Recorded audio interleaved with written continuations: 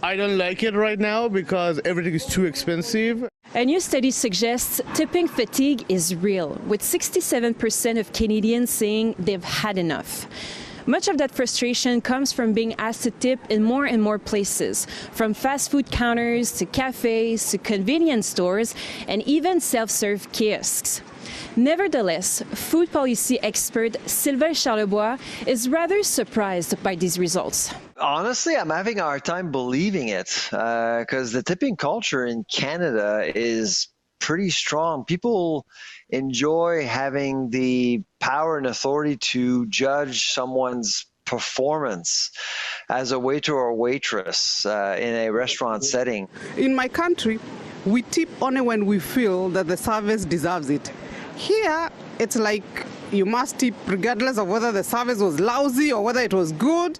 We actually did survey Canadians on this same exact topic a few years ago, and the number we came up with was 25.7%, but we did mention in the question that the tip would be included in menu prices. Now, in the HR Block survey, they don't mention where tipping would be included. And so obviously someone has to pay waiters and waitresses. As someone who works in service industry part-time, I think it can be a good tool to get people up to the living wages for especially larger cities like Montreal, Toronto, and Vancouver. In May 2025, Quebec became the only province in Canada to require merchants to calculate tips before taxes.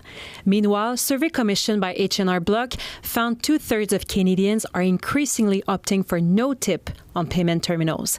Could abolishing tipping altogether be a solution? But I feel like it's important to pay, and I would not modify the way that we do it because it's necessary. The only way to solve this issue is to look at policy. You have taverns, pubs, QSR, casual, fine dining. You got all sorts of establishments, and so there's one voice for the entire sector, and that's why there's just no consensus on the issue.